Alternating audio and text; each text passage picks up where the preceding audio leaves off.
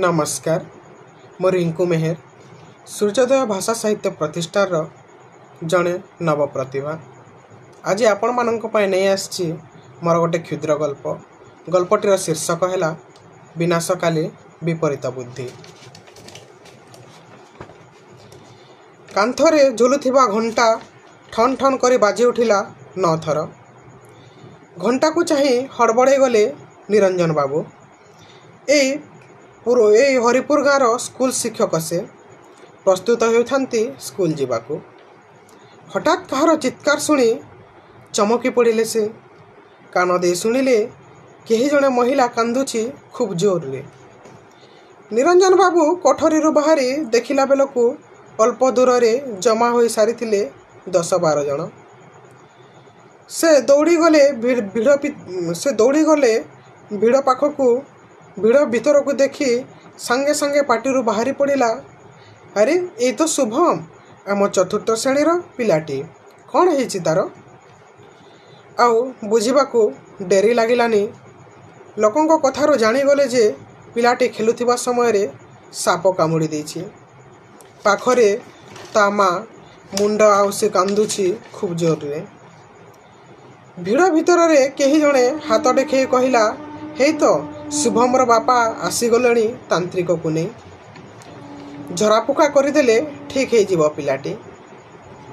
तांत्रिक भी बहादुरी मारी कहूए, केते रोग व्याधि ठीक करिछि मु ए सामान्य साप कामुड़ाटे। तो निरंजन बाबू को असह्य लगुए सबू। केते बुझेले शुभमर बापा और गाँ लोकन को सबुरे समय नष्ट न करी पिला को पाख सहर डाक्तरखाना को नहीं जीवाई। हेले अंध देश में दर्पणर बा मूल्य कण? मागणा देले भी किए नेब? ओलटा तांकु चुप करे देले गाँ लोके। तांत्रिक कौन कौन सबू मंत्र पढ़ी जाए। एपटे पिलाटीर देह थंडा पड़गलानी। हाय कौन हो गला ए सबू? देखु देखु आखि बुझिला पिलाटी।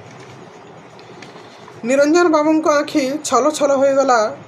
भावुतिले एठी केवल शुभम मरी जाइनी, मरी जाइछि गोटे संभावना। ता मार क्रंदन ए सभ्यतार चित्कार परि शुभुतिला कान को। से ठीक बुझी पारुथिले सापर विषठु भी मारात्मक अंधविश्वास को जाबुड़ी धरिथिबा ए विषाक्त समाज। मोर गपटी सरिला। एठी शुभम केवल गोटे चरित्र नुहे, बरं अंधविश्वास कुप्रभाव रे आक्रांत होइथिबा हजार हजार मनीषंकर प्रतिनिधित्व करुथिबा जड़े गोटे प्रतीक।